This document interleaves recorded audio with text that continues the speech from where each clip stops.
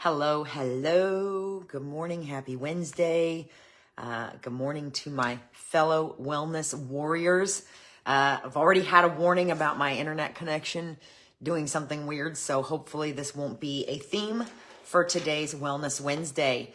I hope you are having a fabulous morning already. Some of you are just getting started. Some of you have been at it for a while. If you're here, let me know you're here. If you don't see this till afterwards, give me a hashtag replay or ask a question or make a comment so that I know you saw it. If you're just stumbling on my page, my name is Donna. I am a mom, a nana, a girlfriend, a grad school student studying for my Master of Science in Clinical Mental Health Counseling, a part-time program director for my local NAMI affiliate, and a runner, a jazzerciser, an online activewear boutique owner. Lots of things going on in my world, and I'm slowly working on streamlining them all to one goal, which is to become a licensed mental health counselor. So if you're just stumbling on my page, one of the reasons that I started Wellness Wednesday is because I've been in a lifelong battle, recovery, whatever you want to call it. It sometimes depends on the day, with anxiety and depression. I was diagnosed as a very young mother with I want to say roughly, there's my internet warning again, with lifelong functional anxiety and depression. And I had reached a point at that stage of my life, I was around 27 or 28, that I had just decided that this was my personality. And I frequently wondered why I felt like I was wired differently than everybody else. Over the years, I've learned techniques and tactics with a lot of help from peer support groups, because after my first counselor passed away, the one that diagnosed me, I struggled to find a connection or even desire to seek a connection with another counselor that I trusted, which is not uncommon. And I didn't know about all of the peer support groups that NAMI offers and offered at the time. I didn't even know that was a thing, but I had peer support groups that I attended for a while before and after counseling, and then I just kind of tried to handle it myself and stumbled on a lot of things. And then when I started school, of course, I started learning a lot more. So that's basically how we got here. I recognize the importance of peer support and of talking with people and sharing with people and listening to people who have similar experiences. Good morning, Miss Carla. And have things that they can share that just may or may not work for you, but they may be things that you never really thought about before or haven't tried before. So with that said, it was on my heart to start this so that we can talk and we can share tips and tricks, and I can share a little bit of what I've learned and hopefully learn a little bit from you. So last week we talked about World Kindness Day and ways to spread kindness and kind of start a ripple effect. But today we're going to talk about something else that frequently is an issue during the holidays. We are entering headlong into the holidays. For the most part, it basically starts with Halloween. And then the next thing we know, it's Thanksgiving, it's Christmas, and all the holiday things are happening. And for a lot of people, holidays can bring joy, but for some, it also brings stress, anxiety, and depression. According to the American Psychological Association, about 38% of people reported having increased anxiety and depression or stress over the holiday season. And that's a reported number. There's a lot of people that don't report when they're having issues. I'm probably one of those. I talk about it freely, but I'm not receiving any surveys or polls asking me if I experience this. So again, and of course, we also know that men tend to report feelings like this less than women. So we can be fairly confident that that 38% is actual. I'm freezing up. It is because my internet's doing weird things this morning. But according to the National Alliance on Mental Illness, around 19.1% of U.S. adults experience anxiety disorders all the time, not just holiday related. And approximately another 8.3% experience major depressive episodes.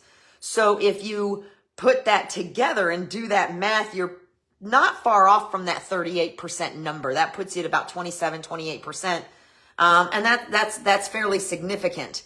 So today we're going to explore why anxiety and depression spike during the holidays. This is not a new topic. I've talked about it before. This just looks a little bit different. But a lot of the information is the same. I probably covered this at some point in the holiday season last year, but a little bit of new information. And if we need to look at last year's video, then I can find it. Yes, vets are an excellent example, Carla, because for some reason, people, and here's the thing, these feelings can happen at any time, but for vulnerable populations, which means people that are struggling with it on a regular basis, they experience it even more when we get into the holiday season. It's kind of a strange phenomena. And it's one that when I was a kid, not when I was a kid, but when I was younger, when I was a young adult, I really didn't understand. And I'm still not 100% sure I have a grasp on it. Nobody seems to be able to offer an explanation other than the additional stress and emotional things that come along with the holidays. So, but like I said, this can happen at any time, but those with pre-existing conditions, pre-existing battles tend to suffer a little bit more around the holidays. So a lot of times this can start, and for me, a lot of times it'll start with an injury or being sick. And that's not to say that always happens around the holidays, but that's often where it happens for me, because all I can do is share my personal experience and some statistics, and you can kind of see what applies to you. So a lot of times it'll start with an injury, or an extremely busy schedule or a sickness, something that does not allow me to function in my normal daily routine. Now, I learned as a young child to be very adaptive. However, as I get older, it becomes more and more difficult for me to adapt to being off of my routine. And I think that's probably the case with most people. So that's a lot of times where it starts with, it'll be an injury, an extra busy schedule, a sickness, something that makes you unable to function through your normal. It's a big deal, especially when it comes to injuries or sickness, because feeling strong and feeling capable, good morning, Miss Jody, feeling strong and feeling capable and self-sufficient and all those things are a lot of where my self-worth is derived from. It's got less to do with how I look in the mirror and more to do with what I feel capable of doing. So if I'm not feeling well or I'm injured and I feel like I can't operate at 100%, then that's when these kind of things start to kind of dig in. And it's not always, in fact, it's rarely ever a specific thing that you can attribute it to. It's more of a buildup effect of things that kind of happen. So, like I said, it can start with something like a sickness, an injury, a loss of a loved one, something like that, and then a very busy schedule that doesn't allow you to kind of take time to stop and breathe. And then you start abandoning, or in my case, I start abandoning regular daily practices, kind of fall off the wagon, if you will. Not a reference to alcohol in this case, but start abandoning regular daily practices that you know help you. And then the next thing you know, you're kind of in a spiral, or kind of that's what happens to me. And all of a sudden you stand there and you look around and you're like, how did I get here? How did I get here? I was doing so well. How am I all of a sudden here again? And I'm fortunate in that I am far enough in my recovery that I can recognize a little sooner and a little faster when I'm standing on the edge of that precipice. Good morning, Miss Ann. And I need to pull myself back, but that wasn't always the case. And a lot of times around the holidays, whatever I was already experiencing would start to become amplified with the holiday season. More family interaction, just more people interaction in general, before I understood the boundaries that I had to put in place to keep me balanced. Busy schedule, less exercise, worse eating, all of those things. And a lot of times for years, that would lead to what I affectionately referred to as, I'm glad it's already speaking to you, Carla, what I would refer to as the holiday meltdown. And I would have one every year sometime in between, like a week before Thanksgiving and Christmas. And I would just lose my noodle over something that was perceived by others to be fairly small and not a big deal. But what it was a buildup of things that were occurring over a period of a couple of months. So, and again, it can be a lot of different things. It can be injury. It can be a busy schedule. It can be all of those things together. It can be a sickness. It can be the anniversary of a loss of a loved one. Or the birthday of a loss of a loved one. It can be some kind of major mistake. Maybe you screwed something up at work, or maybe you unknowingly, inadvertently upset a spouse or a partner, and you're not letting it go. And so all of these things kind of build together until all of a sudden you're getting ready to jump off the top of a mountain. Good morning, Chris. Good morning, Miss Ann. And you're like, how did I get here? I was doing so well. I was staying so balanced. So here's some basic things. And a lot of times it has to do with mindsets and patterns. And here's why.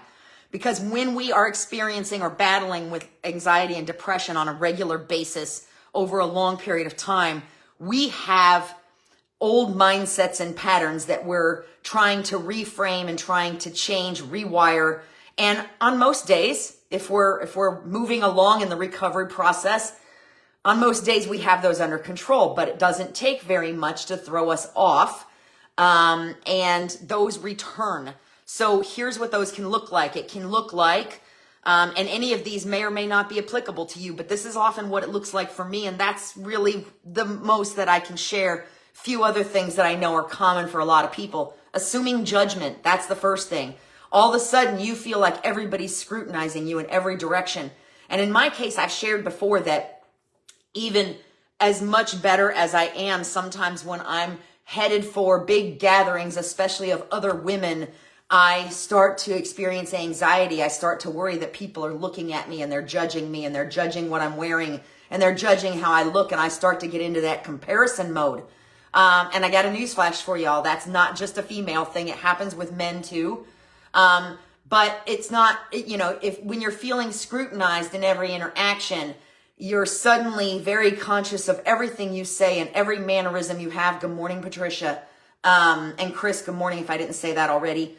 And suddenly it feels like everything's about you. And that's really what it boils down to. Good morning, Miss Hope. Is you feel like everybody's looking at you, everybody's eyes are on you, and they're thinking about what you're doing, and they're judging what you're doing and what you're saying, and not, it's your perception, because your perception is starting to change, and that old mindset, good morning, Danielle, is coming back around. So another thing, and that leads to taking things personally, which is believing that comments or actions, or even somebody who might walk into work and not smile at you the second they walk in the door, and all of a sudden you're like, are they mad at me? Did I do something wrong? What did I do to them? And it becomes about you. So you're believing that comments, actions, even Facebook posts are directed at you, even though it's completely possible, in fact, probably 99% probable, that it has nothing to do with you, that they're in their own space, they're thinking their own thing. But what happens, and I learned this with a book I read, actually, when I was going to support groups after my divorce, or during my divorce, and it was called Happiness is a Choice, and I still recommend it. It gets updated on a fairly regular basis. It's a phenomenal book. But when I first started reading it, I was quick to be like, oh, that's so-and-so, and oh, that's so-and-so, and point to different people in my life that represented these different dysfunctions. And then all of a sudden I read a line that I will never forget, and that stuck with me because I was the quintessential people pleaser.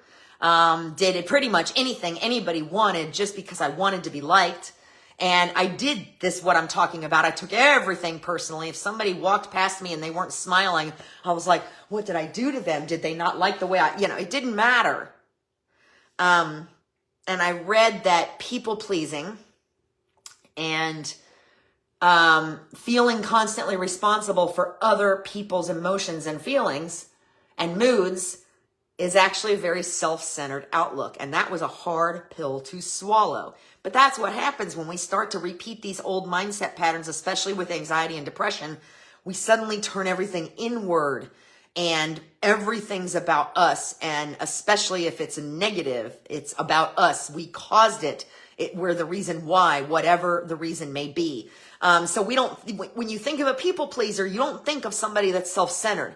But the truth is when you dig into it, and I learned this to be true about myself, that people pleasing is very much a self-centered point of view because you're working really hard to avoid discourse and make sure, yes, Jody, that's, thank you so much for that.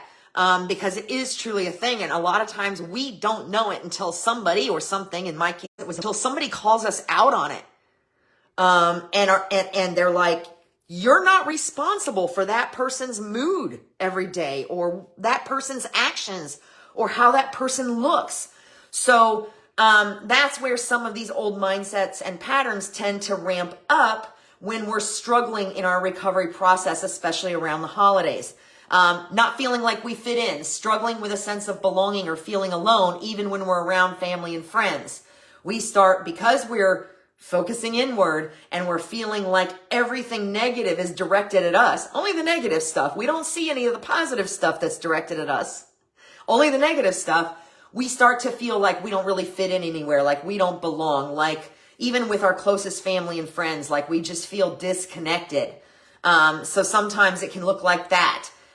Negative self-image, amplified insecurities about what you're seeing in the mirror or in your photos, especially during the holidays when it's like the eating season. I refer to it as the eating season, and it kind of starts with candy around Halloween, and we just don't stop eating until the first of the year. There's holiday socials and holiday parties and all kinds of things, and holiday gatherings at people's homes and family here. And, okay, Jody, I might have to read some of that afterwards because it won't let me see the whole thing. Yes, being guilty of feeling guilty. Even though we didn't really actually do anything wrong, we still find guilt somewhere. Good morning, Deanna. So, but again, negative self-image. So if we're eating all these bad things, we're looking in the mirror and we're seeing somebody that's bloated from salt and carb weight and not enough water and too much alcohol or too much sugar or whatever.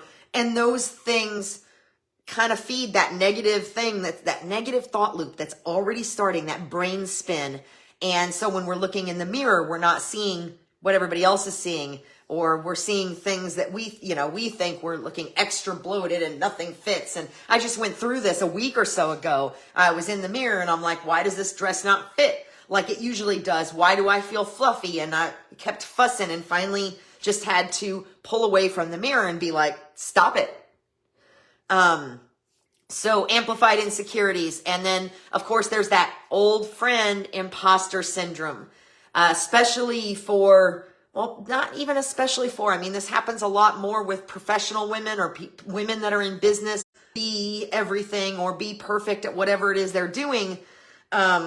Imposter syndrome creeps in, and that's that doubting your place in social or professional settings, questioning whether or not you should even be doing or why you're even doing what you're doing because nobody's interested and you're not qualified or you're not capable. And what were you thinking? Good morning, Miss Ann.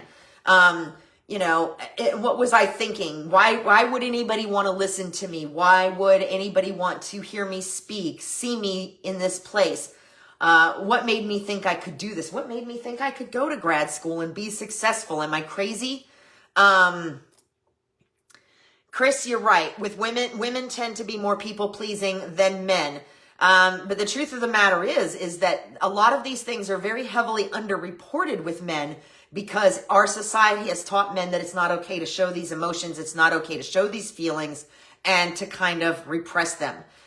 So while you may hear about more women having these experiences than men, there are actually some pretty high cases of things like body dysmorphia and taking things personally and assuming judgment that do happen with men on a regular basis. They just don't process it the same. They don't speak of it, and it's often very underreported.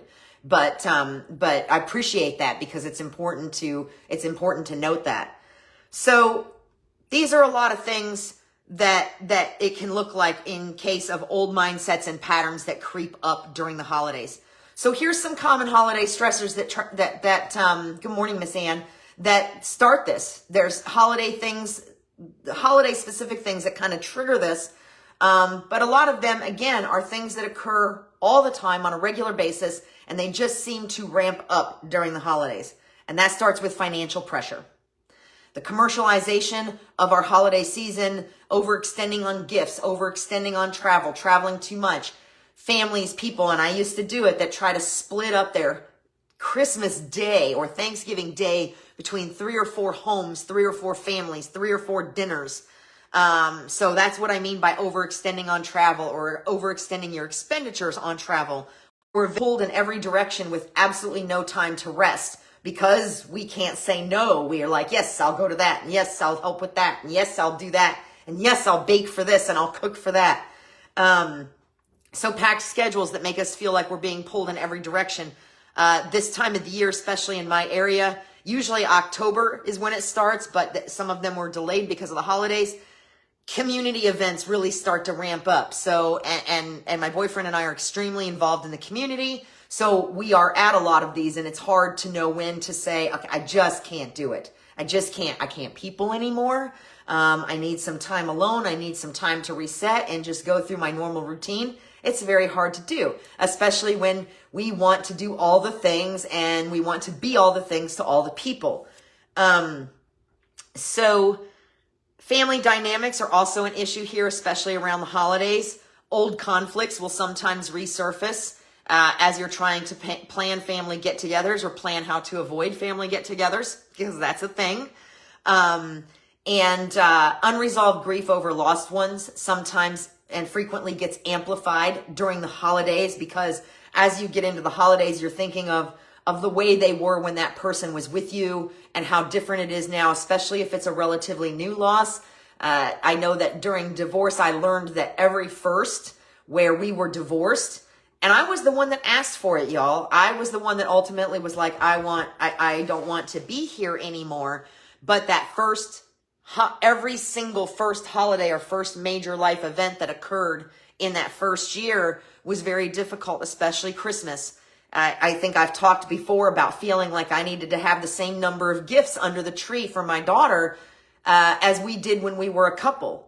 And that was extremely financially stressful on me. And it was also just the wrong perspective, because she was still getting a mountain of gifts at the other house. So between the two homes, she was still getting the same amount, but in my brain, under my tree, it didn't look right. So I had to make up for it.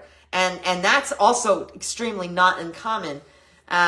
So we feel a lot of financial pressure. We feel the packed schedules, the family dynamic, are from family, or we're feeling disconnected from family because of these other things that I spoke of. And then of course there's changes in routine, which are super important. They're disrupted sleep, less exercise, overindulgence in food, caffeine, or alcohol. And this is a kicker for me. Sometimes I really should not drink coffee every day. It ramps up my anxiety. It messes with my stomach. I have learned that I can have a cup most days and I don't have a problem. If I have more than that, all kinds of things start happening. And I will go through stages where I will just kind of ignore what I know and start drinking more coffee because I'm not getting enough sleep, or I'm feeling sluggish because I had too much bad food the day before. And caffeine ramps up my anxiety and it messes with my stomach. So I'm getting a double whammy, because now my stomach is bothering me and I can't function at 100%. We kind of already talked about that. Now I feel sluggish and I feel incapable. So the negative mindset loop starts. Caffeine ramps up my anxiety and feeds that. And now I'm on the hamster wheel. I'm on the hamster wheel of anxiety. So disrupted sleep, less exercise, overindulgence, these things really contribute to those holiday stressors and amplify them in every way. And then of course there's seasonal factors. Shorter days contribute to seasonal affective disorder. And while it's most prevalent in the northern states, places like Alaska, where it's literally dark for like, I don't know, something like 6 months or 6 weeks at a time, seasonal affective disorder is something that can occur even in the southern states because of shorter hours, or for people that are prone to it, people that find themselves suddenly very busy and you're leaving for work before it gets light out and you're not coming home until after it's dark out. And this lack of light exposure can have a profound effect. Oh, yes, Carla, and that happens. The most important thing there is that we have to forgive ourselves and then try to do the things we know we need to do to recover from those situations. Like, I have to be like, okay, 1 cup of coffee, that's it, or no coffee, or, skip it for a few days just to prove to myself that I can. Or if it was a really especially bad dinner or bad snacking situation, I need to make sure I eat as clean as possible the next day and stick to just what I usually do and know. And it can usually help us feel better and recover a lot quicker. Sugar is another thing. Sugar causes huge, can feed our mood or definitely amplify mood swings. So again, with the seasonal affective disorder, it can happen in the southern states. It can happen in Florida. And especially for people that are prone to it. As someone that grew up north, I can tell you that when I briefly considered moving back north for a while, I realized that that was going to be a major issue. Other people in my family have had seasonal affective disorder. I've had friends that have had it. And I ultimately determined that the only way that I could move back up north and survive the winters was if I had light therapy boxes and forced myself to get outside as much as possible, even if it was cloudy. And that can be very difficult in northern winters. So how do we manage this? That's a lot. That's a lot that can be going on inside your head, all around you, things you can't control. How do we manage that? Well, we have to start by adjusting our mindset. We have to start by recognizing what's going on. And that's not always so easy. Sometimes it's not until we have that meltdown or until somebody else calls us out on it that we're like, oh, in my case, like I said, I can feel it. If I start squirreling and I start crying over silly things, what I consider to be silly things, or I start experiencing a lot of dry mouth. Carla and I have talked about this before, dry mouth that tends to come with my anxiety when it ramps up. Then I know I'm headed for trouble, basically. Self-reflection is incredibly important, Chris, and we have to be really aware and recognize when things are changing here. And that's hard to do when we're constantly focused on everything that's going around us, which is why self-care is so important, so that we can take that break and be like, hey, what's going on? We doing okay? So we have to adjust our mindset, starting with challenging our negative thoughts. Ask yourself, if you're having those reactions, somebody that you haven't spoken to in 3 months posts something and you're like, what did I do to them? Was that about me? You need to ask yourself, is this really about me? If somebody's walking in the door, a coworker, and they're with you, maybe you need to ask yourself, maybe they're having a good morning. Maybe I should check in with them. Is this really about me? And I already kind of touched on the Happiness is a Choice book. Focus on connection over perfection.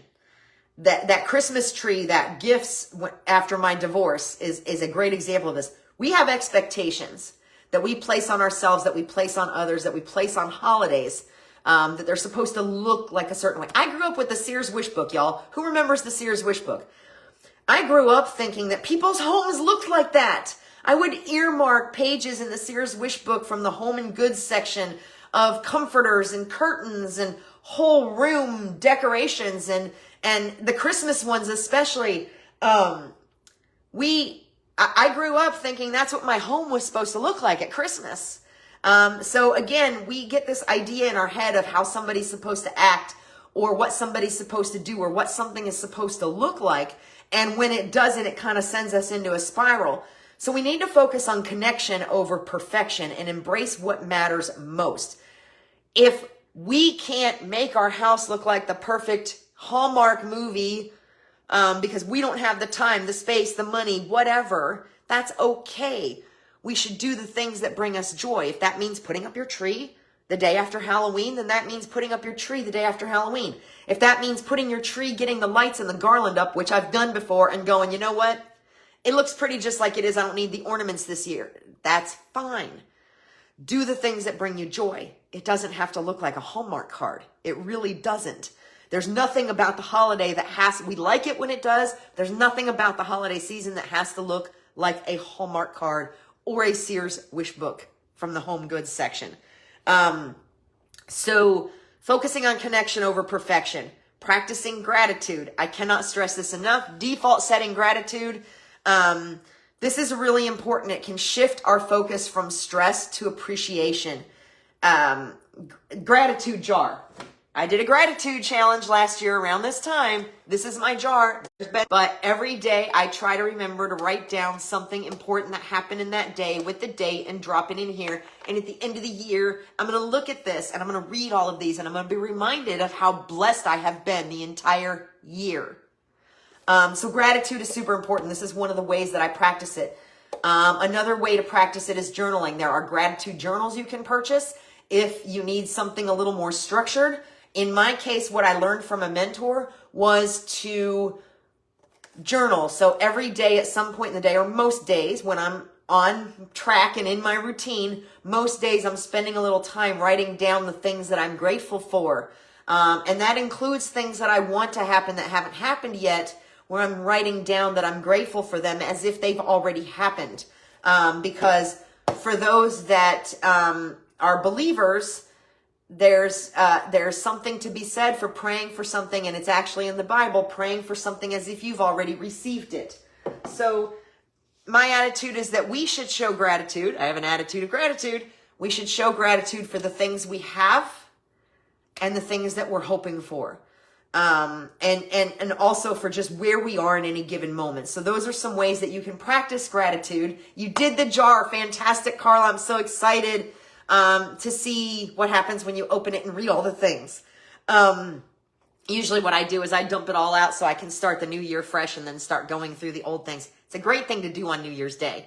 But if you need to do it on Thanksgiving Day, just to give you that extra boost, that's whenever it works for you, girl, is fine. I'm so proud of you for doing that. So healthy habits, we got to regain control, because a lot of times this happens when our healthy habits go out the window. Overindulgence, too much sugar, etc. So we need to balance the holiday treats. I'm not telling you not to indulge. I'm saying balance the holiday treats with nourishing foods. And this is where that old 80-20 rule that we hear about all the time, 80% of the time eat good and 20% of the time have what you want.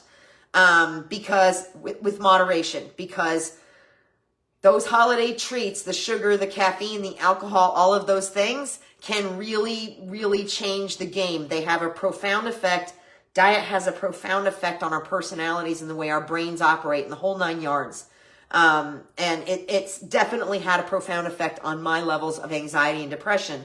So balancing those holiday treats with nourishing food, clean eating as often as you can. That is going to be full of debauchery. I make sure that I'm eating lighter, cleaner foods. You know, I might choose a protein bar instead of a sandwich, just to get that extra protein and those extra, or not a protein bar, a protein shake, just to get that extra fruit, because I know I'm probably not going to eat anything that looks like a fruit or a vegetable later on. So we got to find a way to balance that nutrition. Limit the caffeine. Swap extra coffee for water or herbal tea. There are some herbal teas that have caffeine in them, so you can still get a small dose of it without being all jacked up on coffee or Mountain Dew and bouncing all over the place. And you know what I mean. You know what I mean. So you can swap that extra coffee for water or herbal tea, hot lemon water.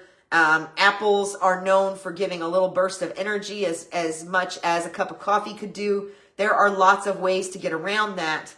And caffeine is known. It's not just me. Caffeine is known to ramp up anxiety. And that's why you frequently see people who have had a lot of caffeine that are depicted like this, because their anxiety and their energy levels are through the roof because they've had too much caffeine. So, that was my imitation for the day.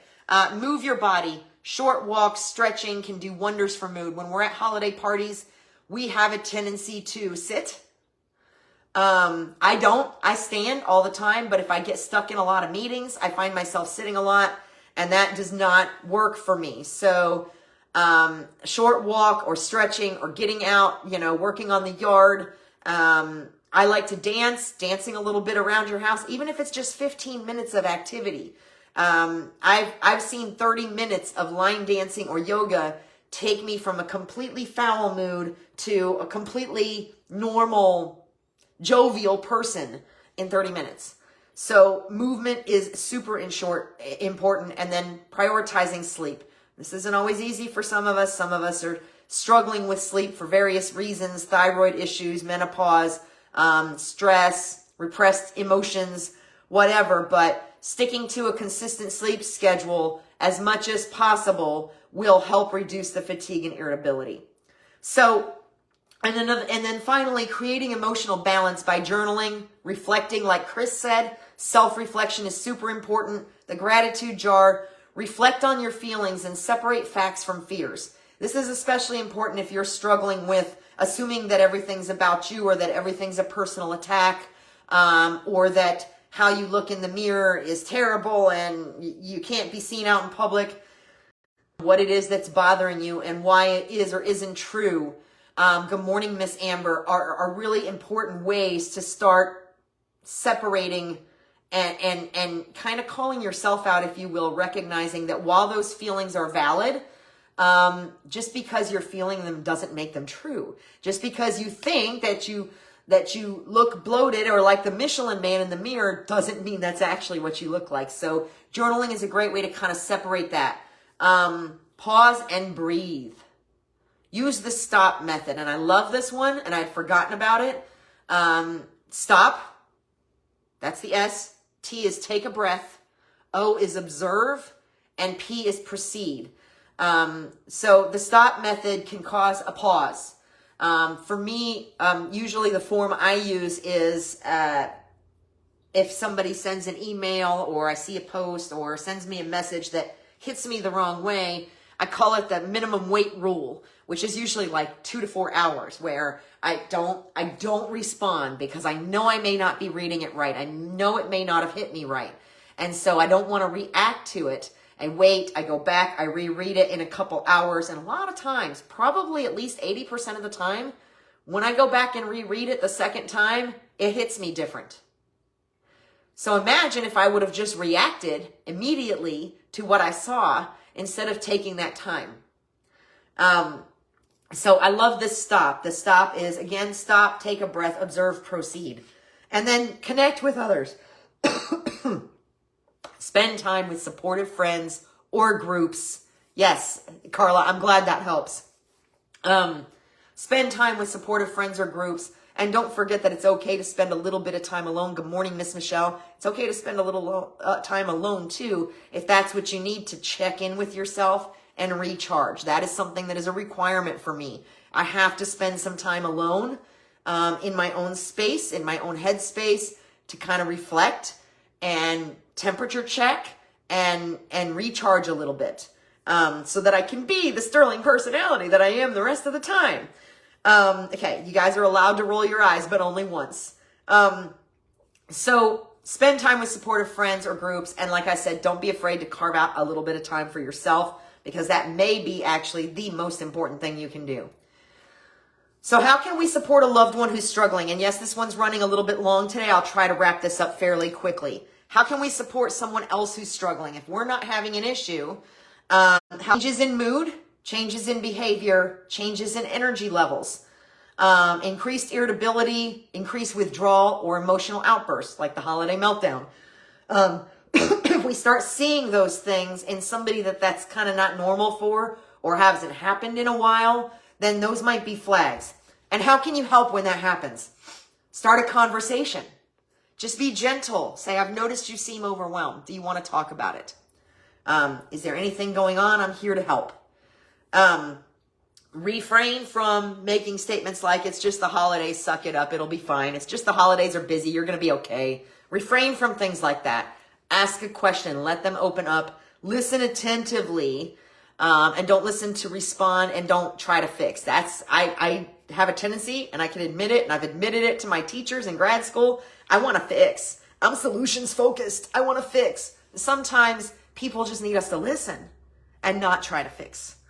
Offer support, help with tasks like shopping or meal prep to ease their burden. And also don't just assume because they seem a little irritated about something that they're on a downward spiral, because sometimes people, they do start building up a little bit, but they just haven't gotten to a place where they can talk about it yet. So sometimes when they're finally ready to talk about it, it comes out a little short. And they've been trying to tell you that there's a problem and you just haven't been listening. So now all of a sudden you're like, what the heck? Where did that come from? So make sure that communication is open. Try to help with tasks like shopping or meal prep if a loved one, if you can see that they're overwhelmed, ask them how you can help. Chances are, if they're like me, they're probably going to tell you, no, I'm fine, I got this. But it's still worth the ask, and sometimes it opens up a conversation. And then encourage balance. Invite them on a walk. Share a healthy meal. If there's something you see that you can do that might help or just take a little pressure off them. Yes, Chris, that's absolutely right. Never tell them to suck it up. And that's to coin a cliche, that's kind of a Gen X thing. Some of us older generations, that tends to be our attitude, is suck it up, you'll get over it. You know what I mean? It's anything like that. Chris, thank you for making that point, because a lot of times, especially if somebody's really struggling, the best thing you've just done is make them feel unheard. None have of them actually talking to you, or being honest with you or opening up to you. So Chris, that's an excellent point. Thank you for making it. So like I said, be present. Sometimes listening is more helpful than offering solutions. Validate their feelings. Avoid the dismissive comments like it's just the holidays. Respect their boundaries. If they need space and they don't want to talk, just let them know you're there and let them have their space. When it comes to addressing the emotional baggage and seasonal challenges that often come, honoring grief and loss is a big thing. Acknowledge the difficulty of missing loved ones. It's a thing. It's okay to acknowledge that emotion. You might be able to channel that emotion into starting new traditions or taking moments to reflect and honor their memory. Some people like to leave an empty chair at the Christmas table. Others maybe a special ornament, something like that. The holidays is an opportunity to reflect and honor without necessarily having to feed that negative brain spin that gets you stuck in that. Managing family dynamics. Set boundaries with challenging relatives. It's okay. I will, however, not tell you to just cut out relatives that have different political values than you. You guys know I never mention political here, but politics doesn't belong at the Christmas dinner table or the Thanksgiving dinner table. If your family is one of those that can have those conversations without destroying relationships, great. But set boundaries with challenging relatives, like not talking about that stuff during the family gathering. That's the best thing. It's kind of one of my rules. And plan ahead for overwhelming moments. If you know you're going to get overwhelmed, set aside time where you can kind of go sit on the front porch, go sit in your closet. I have a big closet, so if that sounds weird, I have a closet that's designed to be able to sit in, meditate in, whatever. Another thing I used to do was I spent a lot of time cleaning the kitchen because I could still hear and be part of whatever was going on. But when I was starting to feel overwhelmed, I could control those dishes. I could go wash those dishes and I could put them away and I could dry them and I could wipe down the counters and I could control that space because nobody else wanted to be in the kitchen cleaning up. So just make a plan for those moments when you feel overwhelmed. And then again, if you're experiencing seasonal affective disorder, maximize your daylight exposure, get outside into nature, use a light therapy box. And one of these days, Carla will do a tour of my closet on Wellness Wednesday so everybody knows what the heck you and I are talking about. When I get it cleaned up, it's a little bit messy right now. And do activities that lift your mood, like music, movies, things that are going to bring you joy and make you laugh. So remember, I'm going to wrap this up now. The holidays are something to be enjoyed. So we can find that balance. We can feel our feelings and acknowledge them and recognize our grief, our losses, whatever the case may be, without having it consume the entire holiday season. So remember, recognize the triggers and relapse signs. Support yourself and others with compassion, whether it's happening to you or whether it's happening to somebody else. Support yourself and others with compassion. Pick one of the strategies I talked about to implement this week and share in the comments if there was something like the stop reference, the journaling, the making it a point to connect with supportive friends and family. Pick one of those things that you think will work for you, the gratitude jar, and implement it this week. Just let me know in the comments. Let us know in the comments how it worked out for you. If you do that and you comment, you might inspire somebody else to go ahead and do it too. And then a little affirmation for us, to repeat in our heads if we're struggling, is this season I will honor my needs, practice kindness towards myself and others, and focus on what truly matters. That is something that I will probably write several times over because when I write, I remember. And it just kind of helps it cement. So hopefully that is helpful for you. So I just want to say thank you for being here. Thank you for listening. I know this one ran a little bit long today, but it's important to know that you're not alone. And if you found this helpful, of course, please share it because a lot of people do struggle during the holidays. And maybe just knowing that this is something normal for a lot of people will help them muddle through it a little bit better. And of course, as always, encourage professional help when it's necessary, whether it's for you or for somebody else. If the struggles really seem overwhelming and there are signs of crisis starting to pop up, like hopelessness or talk of self-harm or physical acts of self-harm, contact your or their primary care physician.